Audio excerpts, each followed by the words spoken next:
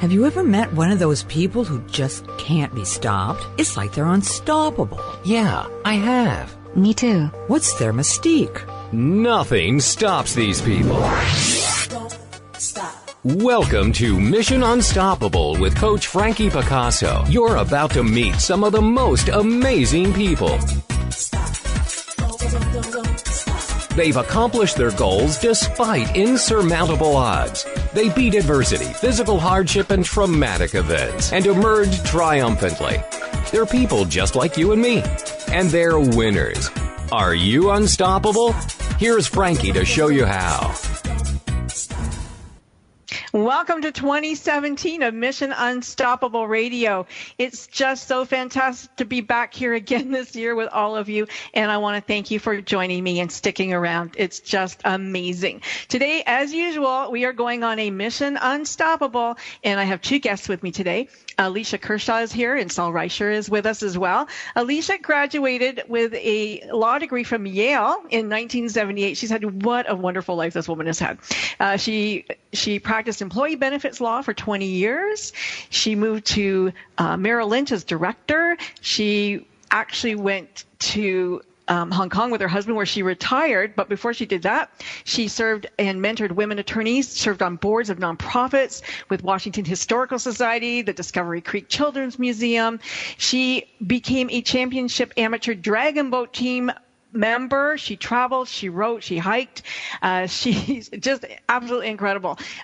She sat on the boards of the American Women's Association, the Financial Women's Association of Hong Kong, the Women's Foundation of Hong Kong. Returning to New York, she became involved with a nonprofit management at Harvard Business, and she is a co-founder of Gallup New York City, which is why we are here today to talk about therapeutic horseback riding program that started in New York City, for which she is the executive director. So we are going to welcome Alicia in just a moment. Also joining us is Sol Reischer. He has also spent 25 years as a specialist on the American Stock Exchange, and his daughter Lauren was born with CP in 2000. So he sits on the board of Gallup New York. He's a volunteer, and he is a parent of a child who is utilizing this wonderful therapeutic system. So welcome, both of you. Nice to have you.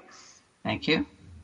I'm really excited. When I heard about Gallup New York City, I was very, very excited because horses are near and dear to my heart. I've always enjoyed them and loved them, near and afar. And so, Alicia, my question to you was, as a young girl, were you horse crazy like most young girls? Yeah, well, I grew up on a farm, and we had horses. I actually fox hunted, if you can believe it. Wow. Yeah. And then when I was a preteen, my father basically raised him from a weanling, and not into any great horse by any means, just to have fun with. So I've had horses in my life as a young person for a long time, and since I had the real ones, I didn't have a lot of the horse crazy, right? My Little Pony stuff. But yeah. A lot of time I was going to be a jockey. That was the first thing, and then a vet.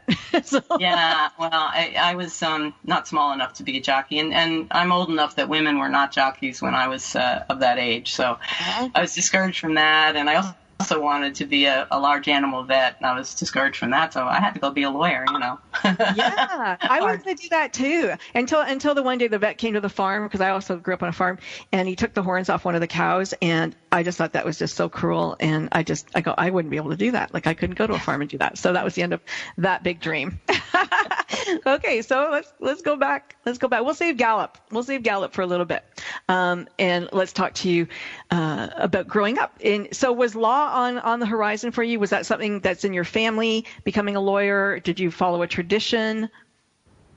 Well, sort of. Yeah, my mother's father's family had been lawyers in New York for quite a while, for a couple of generations actually. But I don't know. It was just, honestly, in my era, I'm in my early 60s, I wanted to be a lawyer, so I had a credential. so that people couldn't really question as a woman whether I was capable, because I had, graduated from law school and passed the bar. So at least there was a certain level of inescapable, indisputable ability there. So that was, I think, a lot of it. And I like to argue with people. I like that too. Well, debate. How's that? Debate. We Yeah, debate to argue. You have done so many amazing things. I mean, I can't believe all. You wrote a hiking guide. You are an auxiliary New York City Parks Enforcement Mounted Patrol Officer. You serve on the Leadership Council of Harvard Divinity School. Like, these are all very exciting and interesting things to do. I mean, wow. Well, I did. You sound like me. When I went to Hong Kong, which was, I was actually what they call a trailing spouse. I just took the opportunity to try a lot of things I hadn't really had time to do before. I went to law school, and then I married in law school. I had kids. Those were all great things, but moving overseas really freed me up to have a lot of fun with a lot of different things. And so that's really how a lot of those things I've done happened when I had kind of an enforced break from my legal career. Well, we have Sol on. Sol Reischer, welcome. We did introduce you already. Hi. Just so you know. How are you? Good. Good. The question I had asked you when we found that you were missing was, had you had a relationship with horses before Gallup, New York City? For me? Yeah. No, I did not have a relationship with horses. I came into Gallup recommended by the head of NYU Hospital Rusk Center, recommended for me to take my daughter Lauren, who was 3.5 years old, and wasn't able to walk or crawl, and she had no trunk control. And they strongly recommended therapeutic riding, and we were excited to try it. Wow. I can just imagine what you and your wife thought when they said that. Yes, we thought it was funny, but we knew. But she's turned into quite the equestrian, your daughter. Yes. Lauren won the Hampton Classic Grand Champion this past summer in the disability division, and it was incredibly exciting. It was a lot of fun. It's a dream come true for her. That's fantastic. When did Gallup start, Alicia? We started in 2005, and it actually, Sol's daughter Lauren was one of the first children I ever worked with as a volunteer at that time. But we were involved with a small program on the Upper West Side, and we felt that there was really the potential to do a great deal more. And so we decided it was one of those how hard can it be moments, which, you sort of rue the day, although it's been a fabulous experience. But we started out, it took us a couple of years to find a stable that would work for us. And we started working with a small stable in near Prospect Park, Brooklyn, that we now don't actually use anymore because it's kind of a rundown place. But that was where we got started, and then we knew from the very beginning that there was a lot of demand and we wanted to grow, so we've just been on a mission to serve as many riders as we can ever since. And then Sol has helped us very much in finding, we now have 2 locations of our own, just brand new, and Sol has helped us find those locations. So that's been a huge new development for Gallup this winter. Yeah, you just got a new location, and it sounds fantastic. And I think I read that you have 900 people on your waiting list. Yeah, and it's all word of mouth. Yeah, it's and we have 450 riders, so it's not like we're not serving quite a few people, but we have a lot of people who have contacted us and asked for lessons. Of course, there's, we're in New York City, which has a lot of people. It is a lot of people. And so what is is there an age requirement? Like, is there an age that you won't bring people on, like past 18, or is it open to anybody with a disability? It's open to anybody with a disability. Most of our riders are children, 95%. We have some adults with disabilities, and we also work with veterans, wounded veterans who obviously are adults. Mm-hmm. But it's largely children, largely young children. We start at 4. We work with a physical therapist who will take kids as young as 18 months. Okay. And then we do have kids now with us who started in 2006 or 7, who started as 7-year-olds and are now young adults. So it's been fun to watch them grow up. I can imagine. How many horses in total are working with 450 people? Well, that's sorry, a little hard to answer. Sorry. We have 25 horses of our own now. Okay. I would say it's probably 36 horses that we work with, because it's at the sites that we don't own. We work with horses that are owned by the commercial stables that we rent by the hour. So we'll work with 6 or 8 horses at other stables in the city, and then we have 25 of our own now. So do therapy horses go through what therapy dogs go through? Is it anywhere near the same? I'm not sure. I don't think so. I'm not 100% sure what therapy dogs training is, but it's certainly not like a seeing eye dog. But we look for older horses, quiet horses. A lot of our horses, almost all of our horses, are rescues. Oh, nice. So we take horses on what I like to think of as their last career. Okay. Well, I'm going to stop you right there, because we are going to go to a commercial break. I think it's a good place to stop, because when we come back, we can hear more about the kinds of horses that you work with. We can hear about the kinds of people that you work with and children that you work with, and the volunteers, especially them, because they're probably the most important part of all of that. They keep everything running. So don't go anywhere. Stick around. Stay tuned. We will be right back. Alicia Kershaw and Sol Reischer are with us from Gallup, New York City. Yes. Thank you. Stop. That's right. Don't stop listening. Mission Unstoppable with Coach Frankie Picasso will continue right after these messages. Stop. It's words you never heard. Man cannot live by bread alone. He must have his peanut butter. Peanut butter is a pate of childhood, and it's not just for kids, as dogs love it too. Last night I gave my dog a pill hidden in peanut butter.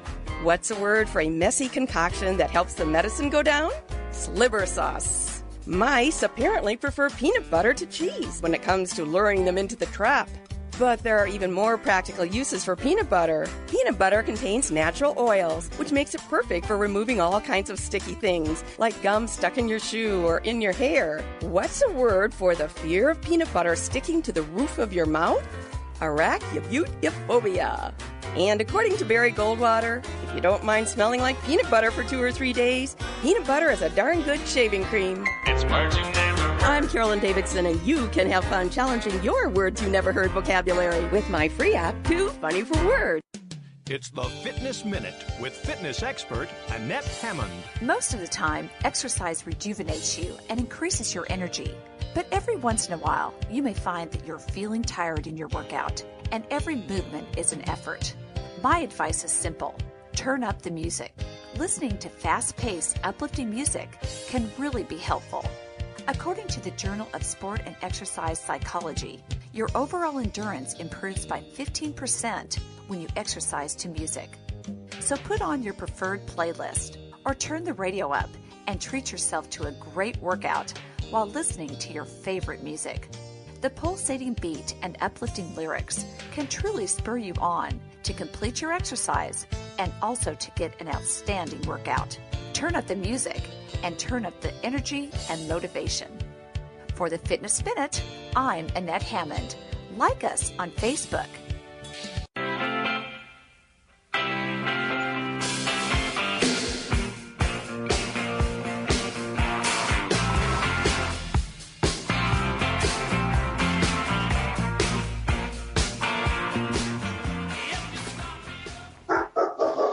And we are back at Mission Unstoppable Radio, and that's Bongo the Golden. He's talking. He says, we're back. and my guest today, Alicia Kershaw and Sol Reischer from Gallup, New York City. Before we took our break, we were talking about horses, the kinds of horses that you work with. You said that they were rescues, which I love, that they're a little bit older, they're sound, they've got quiet temperaments. They must for, helping children and with disabilities. But one of the things that I was reading, Alicia and Sol, was that the kids, that you work with, they're walking it helps the therapy, the equine therapy helps them to walk and talk, which is very interesting. So how does that translate? Well, I'll let Sol speak to that because his daughter does have mobility issues, so he can talk to the walking part, I think. Well, when I came there the very first time, we were very excited. My daughter was 3.5 years old. She was unable to walk. She was unable to hold her body in place. She had trunk issues. And her legs were literally one. They didn't separate forward or back or sideways. And I suggested that we take the saddle off the horse and hold her up on her knees. And when I lifted her to put her on the horse, it was the first time ever that her legs opened. I mean, they automatically opened the width of a horse. It was unbelievable. It was, to date, the most miraculous thing that's happened with all the therapy. And we were doing 22, 23 hours a week in therapy. Oh, wow. And she loved it. And Ben, the instructor, worked with Lauren for years and came to me suggesting, as my daughter was improving, that if I was willing to work with him a little bit harder, he'd be able to work with Lauren to get it to a level that she could actually walk, trot, canter, and do small jumps on her own.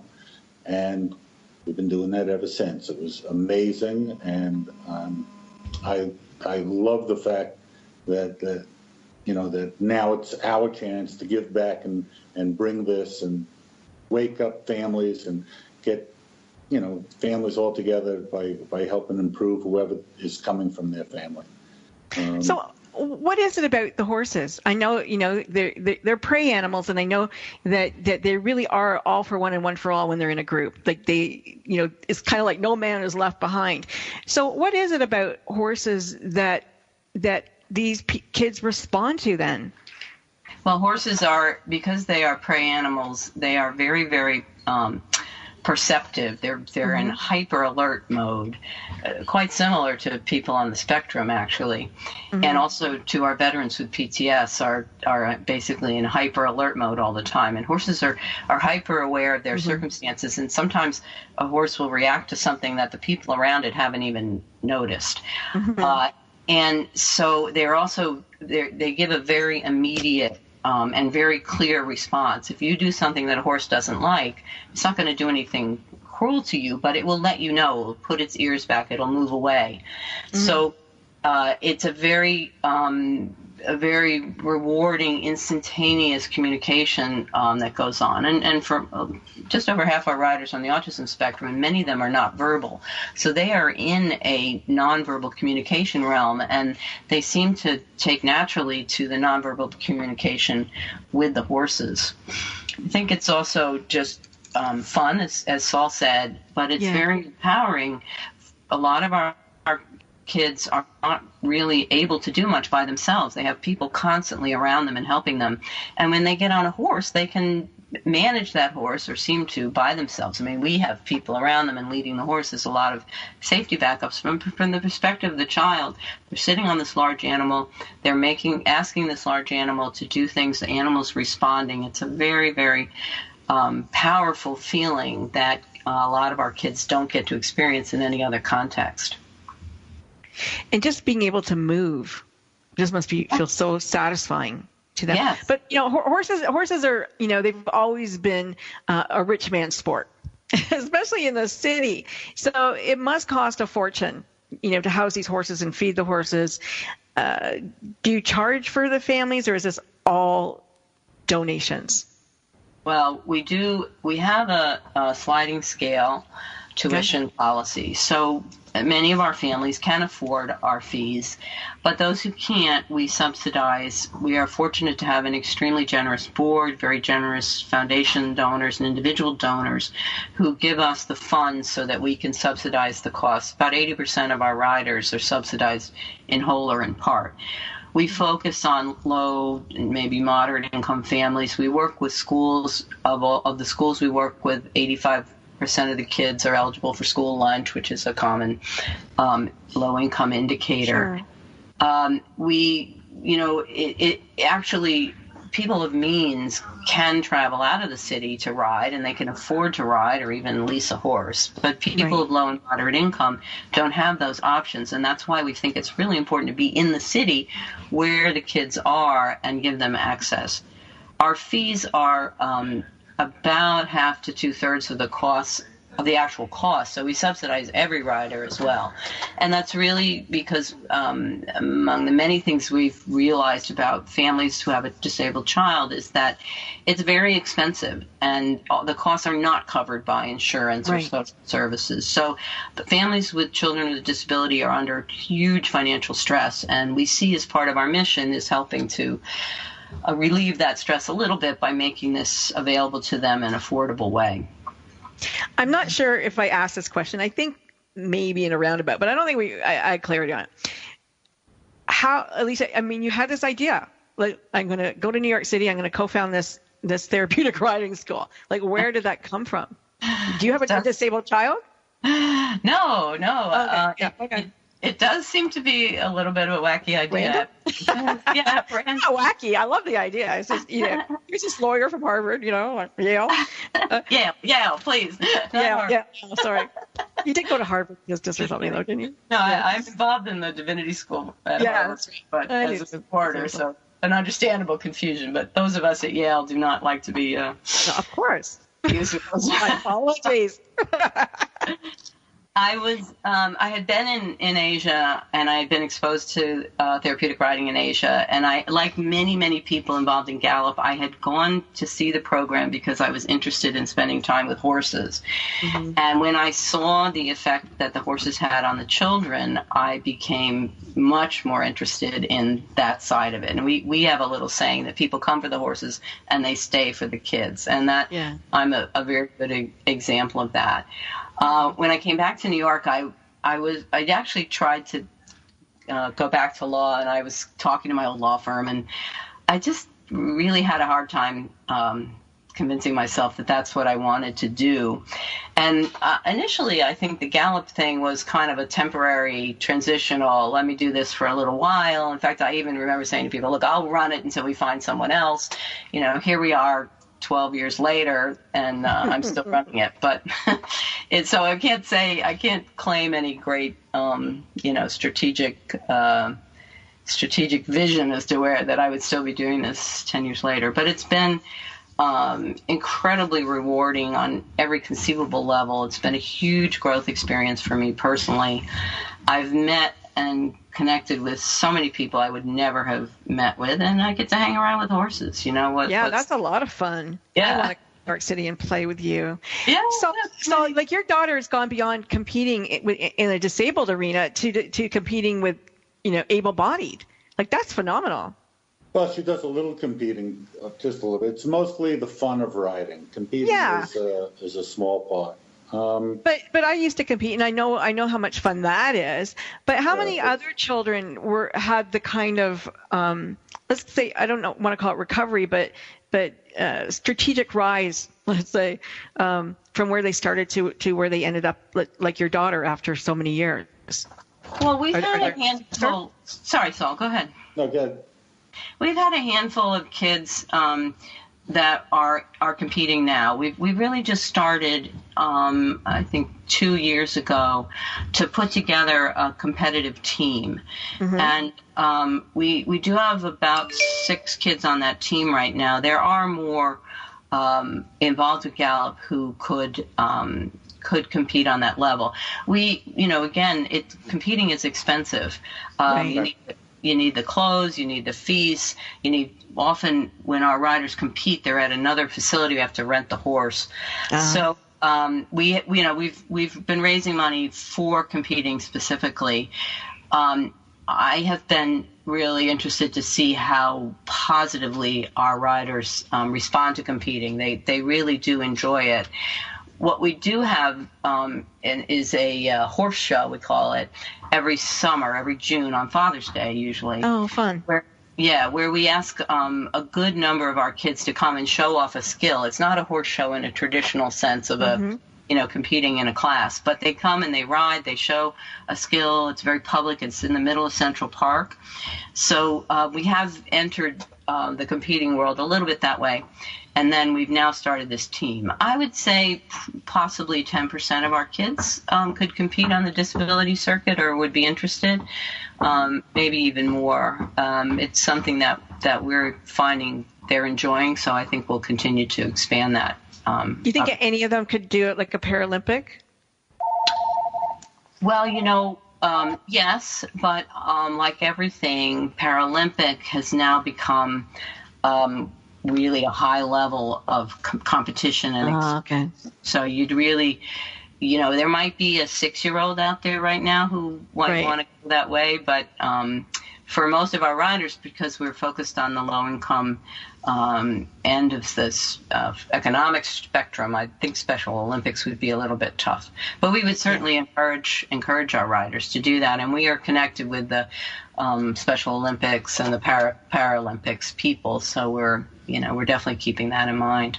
I just thought maybe, we're going to go to a commercial break shortly, but I thought, wow, if you had like an Olympian, like the money would pour in maybe. Yeah. That's one way to do it, I guess. I don't know.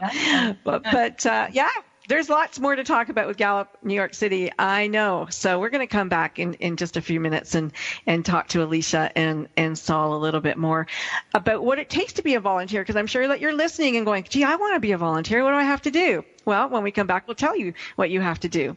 And we'll talk about the other benefits to the children. If you have a child who is disabled and you're thinking about maybe we can tell you where there's a program in your area. We'll help you. Don't worry. We'll be right back. Don't go anywhere. Stick around. Don't stop. That's right. Don't stop listening. Mission Unstoppable with Coach Frankie Picasso will continue right after these messages. Stop. It's the Fitness Minute with fitness expert Annette Hammond. To lose weight, we know that each day we need to burn more calories than we take in through eating, and exercise burns more calories. According to Discovery Health, a 150-pound person will burn about 60 calories while taking a 1-hour nap. 1 hour of sitting and watching television burns about the same. But if that 150-pound person takes a 1-hour brisk walk, then say goodbye to more than 250 calories. Cardio exercise like running, biking, swimming, and brisk walking are the best modes of exercise to burn the highest amount of calories and will get the endorphins flowing in your body. Those feel-good neurotransmitters boost your mood naturally. So use exercise to burn calories, lose weight, and to feel good. I'm Annette Hammond. To hear other fitness and weight loss tips, visit our website at AnnetteHammond.com. It's the Fitness Minute with fitness expert Annette Hammond. Have you ever wondered what happens in your body when you exercise? Discovery Health explains that the muscles provide the strength, power, and endurance to do the movements and exercises. Enzymes within the muscles mobilize various fuels to provide ATP to meet the energy demands of the working muscle. The heart and the blood vessels increase the blood flow to deliver more oxygen to the working muscles. And the lungs increase the rate of breathing to deliver more oxygen to the muscle. The more often you exercise, the more conditioned you become. On the other hand, lack of training causes them to atrophy. So don't settle for being a couch potato. It's time to get your body moving. For the Fitness Minute, I'm Annette Hammond. To hear other fitness and weight loss tips, visit our website at AnnetteHammond.com.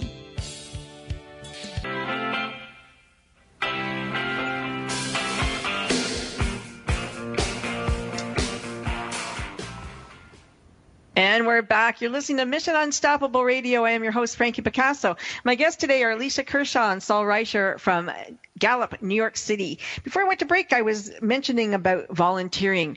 Maybe you want to be a volunteer with a stable like Gallup, New York City and help children with disabilities. Sol, tell us, what do you need to do in order to be a volunteer? Now, you guys have over 700 active volunteers. Phenomenal.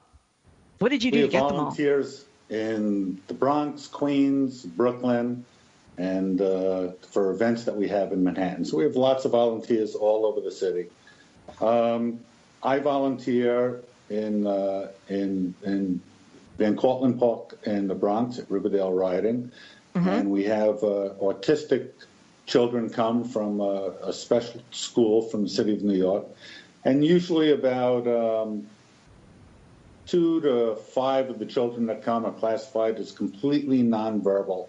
And by the 5th week of classes, usually 2 of the children actually begin to speak for the first time. Their words are whoa, walk on, trot. And when that first happens, they have an aide, they'll have a teacher, they come running out into the ring with their cameras to videotape it. They're crying, they can't wait to tell their family. And this transfers immediately back to school, immediate back to siblings, immediate back to the parents, and it expands greatly from there. What a win. If we take a group of 20 children that come in and they enjoy it and they love it and they want to come back and they want to pay attention, that paying attention to an instructor from the riding leads to paying attention to everything else that they do. And it's amazing to see, and that draws volunteers. I can imagine. And I bet it draws money, too. Well, hopefully. It's easy. In the past, when I've been raising money for Gallup, I would 100%, I would say every single dime that I brought to Gallup has gone to offset the cost of riding. Doesn't offset our office or mailings, or most of that's offset by our board. So when people volunteer and they want to know what happens to their money, it goes for exactly what they want. It brings people riding. I just love that. So your instructors need to be PATH certified. Can you explain what that is, Alicia, please? So it's a process of about 6 months to a year, assuming you have the ability to ride. You take some online tests that are related to PATH standards, PATH requirements, which are primarily safety oriented, what kind of equipment you need, what kind of a setup in your arena, that sort of thing. And then you also take an online test that has to do with understanding disabilities and how riding horses can relate to disabilities. Then you enter a period of mentored teaching, which I believe you have to do 25 hours of mentored teaching. And that's a pretty good way to make sure it's something you want to do. And then you are required to take a 2-day workshop, again, covering safety standards, techniques for working with people with disabilities, characteristics of various disabilities, and what we call contraindications.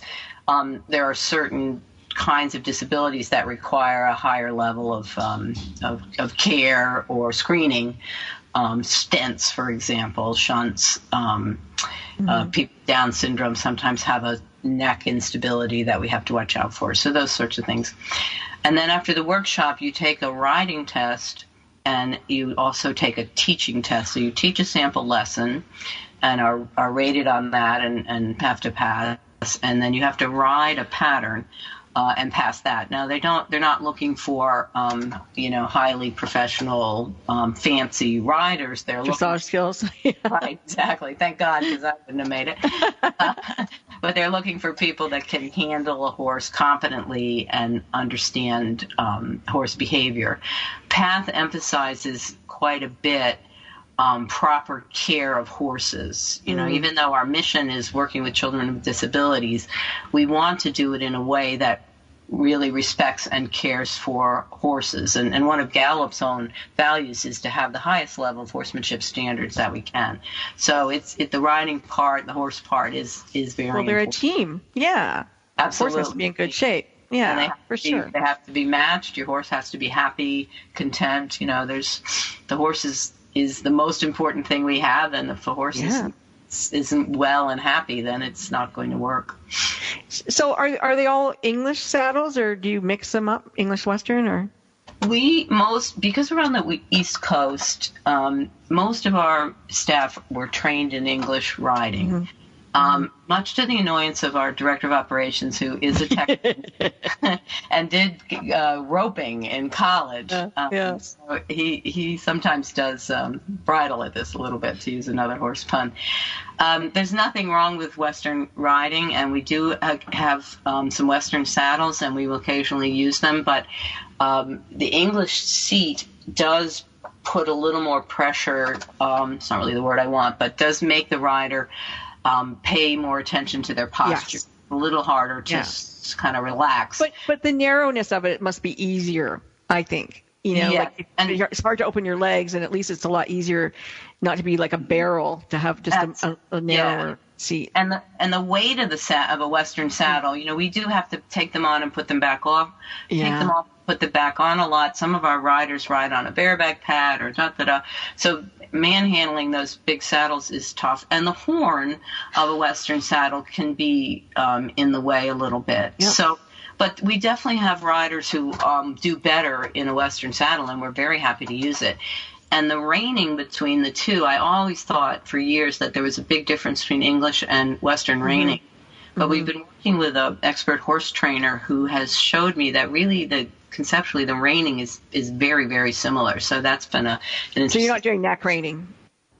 When we have a Western rider, we do neck reining, and it's and some of our kids, actually, I have taught kids in English saddles neck reining because they don't have the dexterity to handle two reins.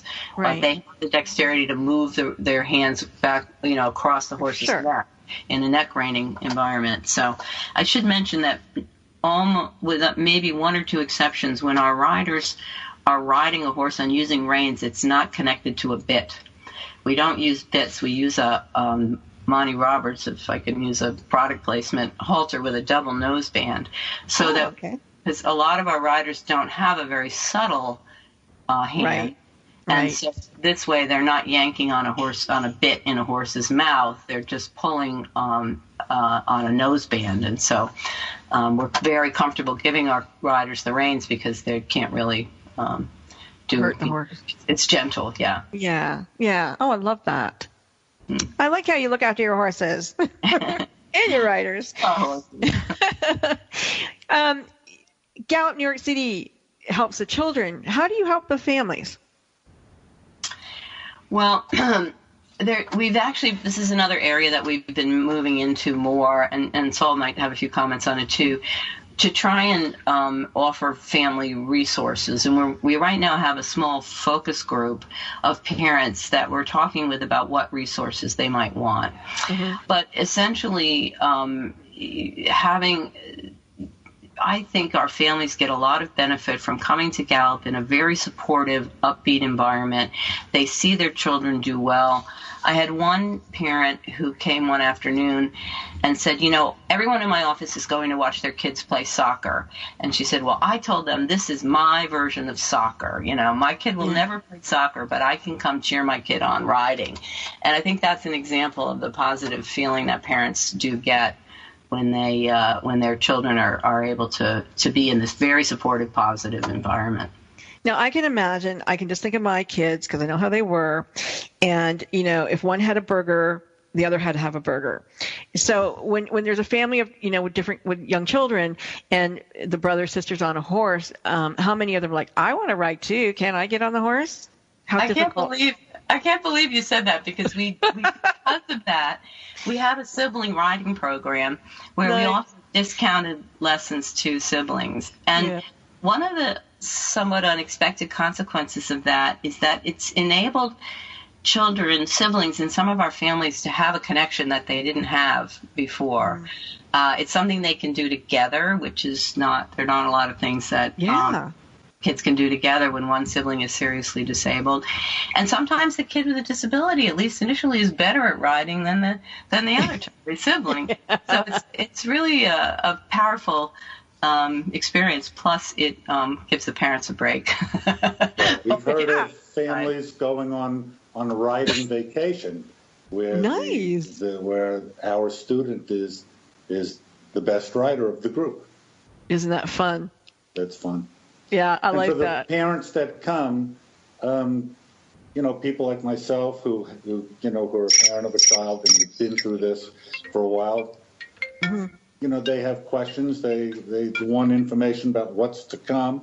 What have we seen that's been different? And, we just tell everybody what's happened with us. So would a rider have the same horse every week? Like, would they build that bond with that same horse, or would they not necessarily have the same one and have to, make a new relationship every week? We encourage that. We can't always produce that, but we do encourage that so that kids do bond with their horse, because that is really a big part of it.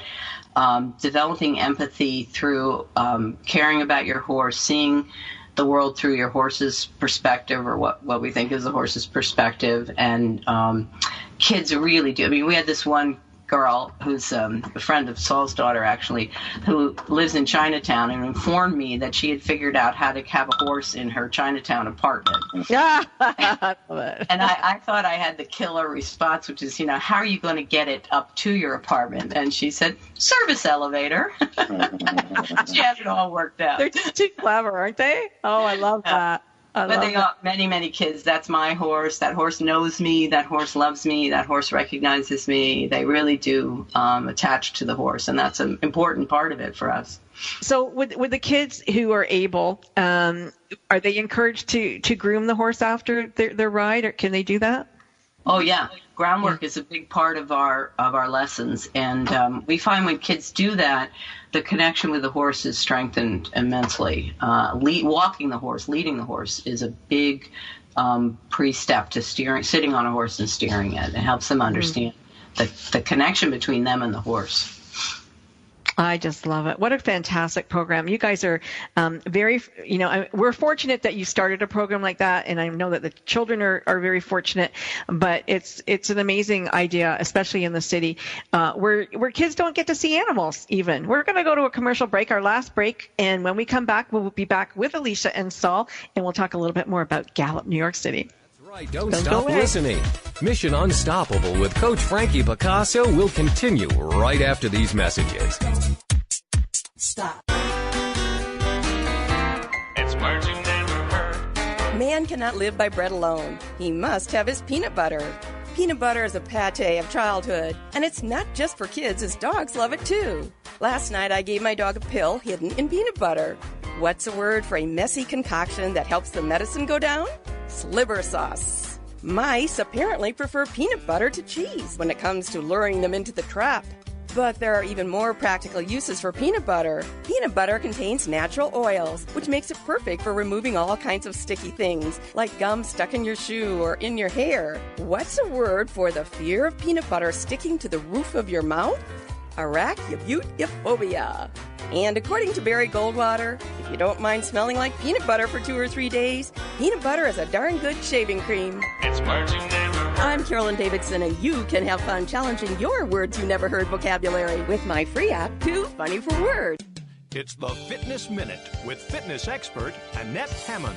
If you are a woman and have always longed for lean legs, tight buttocks, sinewy arms, and a stately posture, then barre classes may be just what you're looking for. The barre method program focuses on elongating muscles and burning fat, and some think it's similar to interval training because the body switches from intense exercise to stretching, which results in sculpted muscles and an increase in the burning of fat calories. The routine is made to give everyone access to a ballerina body. This ballet-based workout is becoming very popular, and according to the New York Times, it is a tough exercise routine. Seasoned ballerinas and even top athletes find their muscles burning when doing these classes. So if you are looking to tighten your derriere, elongate your muscles, and improve your posture, check out barre classes. They may be perfect for you. For the Fitness Minute, I'm Annette Hammond.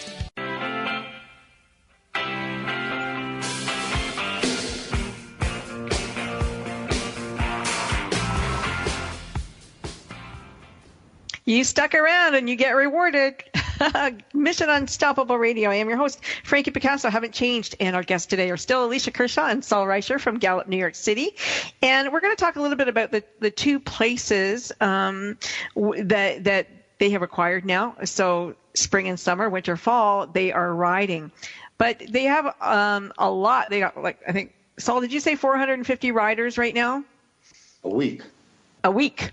And that's going to expand come the summer and spring and summer. So how are we going to handle, I just became part of your corporation. How are we going to handle all this? Who wants to take it, Sol? Alicia. Thanks. I'll let Alicia speak. Okay.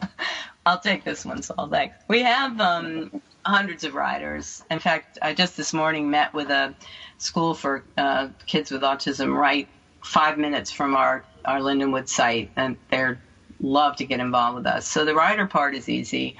Mm-hmm. We've raised money to underwrite the lessons, and actually having our own horses and our own sites will bring our costs down a fair bit.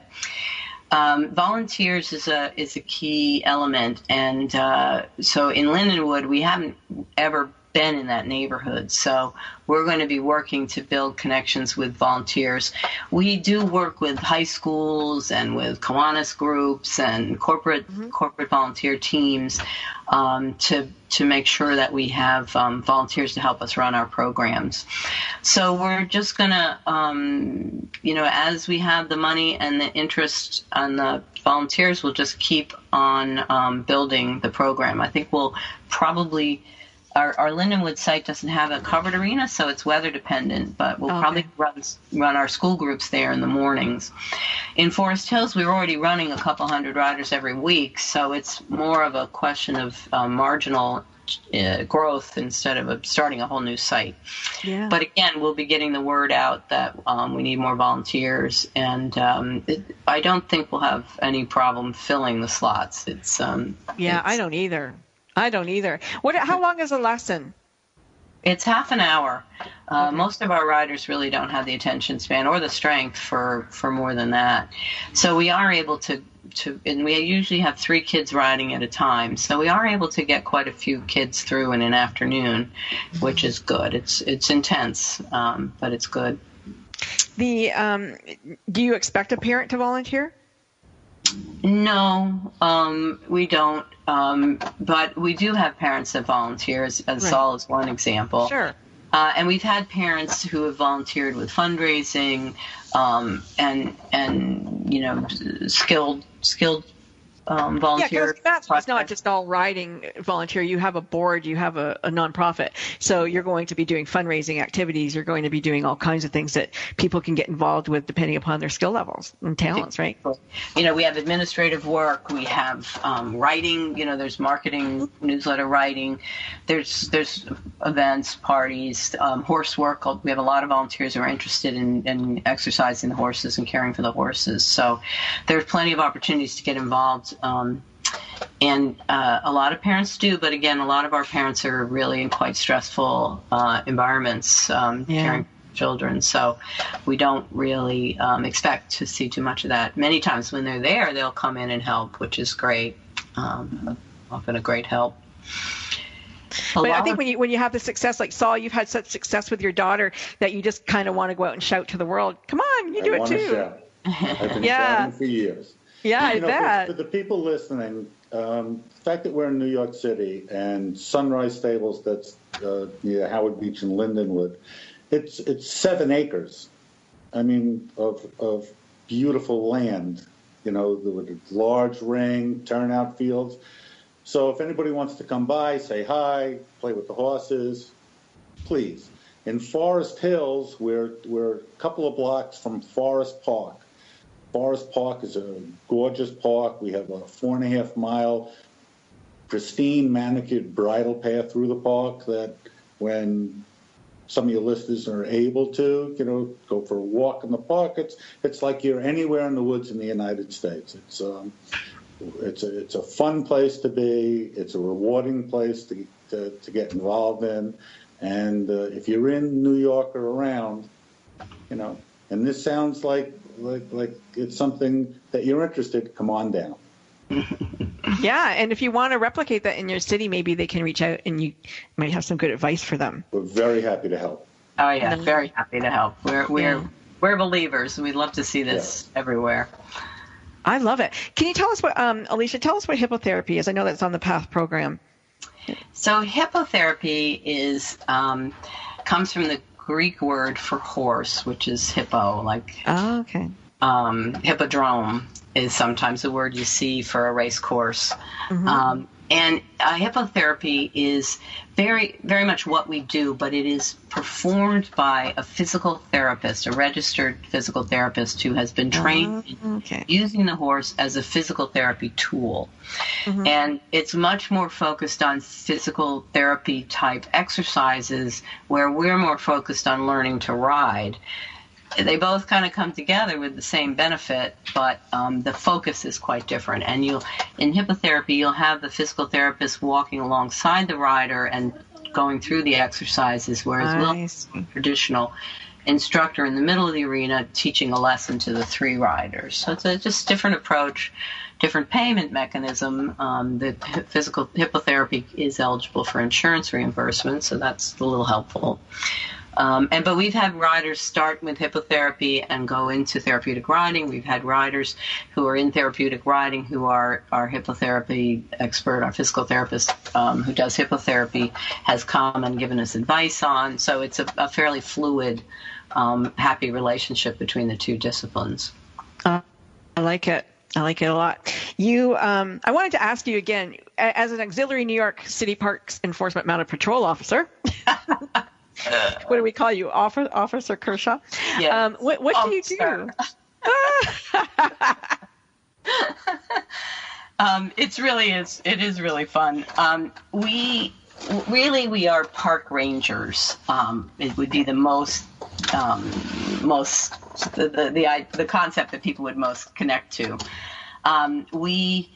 We go on patrols on huge, ginormous Clydesdales in Central Park, in Van Cortlandt Park, and in a park in Staten Island.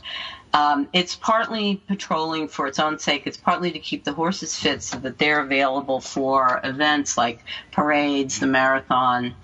The Parks Enforcement Patrol officers are not police and they don't carry guns, and then we're auxiliaries, so we're, like I say, really park rangers. But it's a huge amount of fun. You get, particularly in Central Park, I like to say I'm in about 10,000 tourist photographs from the hip stand. I bet. I think that's fantastic. I love it. It hasn't done much for my riding seat, though, because these horses are so enormous. It's like sitting on a sofa. So I need to get back on something smaller and get my seat back. But they're sweet. They're sweet. I love that. That's great. Oh, they are the sweetest horses. They are just so calm and lovely. And now, you sent me a picture, and it's our promo picture of you with a horse. Is that your own horse? No, that's one of our. Gallup's horse. Yes, I think that picture is Sydney, who is actually a horse we leased for us from a summer camp. So we have 2 ponies and occasionally a horse that work at a summer camp in the summer, and then we take them on a lease in the winter, fall, winter, spring. And that particular horse was a big favorite of mine, but he was quite bratty. So we didn't invite him back. Oh, okay. So the average age of the horses that you're working with? Yeah. Oh, well over 15. Yeah. The ponies are probably in their late 20s. Oh, wow. Yeah. And you don't find the ponies nasty? I always found ponies are kind of nasty. They bite you. Ponies can be nasty. We used to work with a pony named Marshmallow, who I always said was the worst named pony ever because of the fact that he was white and fluffy. There was nothing sweet about him. But our ponies are lovely. We have a great little Haflinger pony who is just a great pony. And then we have these 2 little Shetland types, I don't know what they are really, that are just little workhorses. They just go, and they're sweet as can be. So, yeah, that's great. So, Gallup, New York City, what does success look like for Gallup? We aim to have a full-time therapeutic riding program in every borough of New York City. There is one in Staten Island, so we might let them take that Hatboro. We want to make therapeutic riding accessible to as many people as we possibly can, and really to everyone that would like to ride in New York City. Have you done a book or done anything, Sol, maybe around I'm going to call them the little miracles that have happened with the kids who've been riding, the speaking, the walking, the leg opening, all of that? We have on our blog, I have something that we call success stories. Oh, okay. So when we have a rider accomplish something and we've got a picture of it, and it doesn't always. Yeah. Sometimes it's a fleeting moment, but when we can, we put that on our blog and celebrate the rider's succhow. So you've been there a long time from the beginning. So yeah, what's your vision for if you could wave your magic wand, how would Gallup change? Well, there are 200,000 children in New York City with an IEP, and I know that the Board of Ed would love it if we could help every one of them. Yeah, maybe. Oh, I'm going to be politically incorrect right now. Yeah. Okay, I'm not going to do it. I'm not going to do it. And it's also amazing. Don't. To see what happens with our veterans that come. It's amazing to see the bond between gentlemen. How many veterans do you have? It's probably a dozen at any one time. It's a small program. Okay. A lot of the veterans we've worked with are transitioning from homelessness, and it's a very challenging group to work with, but the ones who connect to it do extraordinarily well with it. And we have one veteran who wants to become an instructor himself, which would be fantastic. That is fantastic. And so now that we have our own we've only got a minute, so I just want to make sure we get your website in, gallupnewyorkcity.org. Is that correct? Yeah. Just Google Gallup NYC, GALLOP NYC, and you will find us easily. And everything you need to know is on the website. There's a volunteer sign-up page. We would love that. And you can email us as well, info@gallupnyc.org. Whatever you want to do to get in touch with us. Facebook, you can Facebook us. Just search on Facebook for Gallup NYC. You'll find us. Awesome. Alicia, thank you. Sol, thank you. We got to say goodbye. Thank you. Bye. Defeat into victory. You've been listening to Mission Unstoppable with Coach Frankie Picasso. See you next time, and always remember... Don't stop.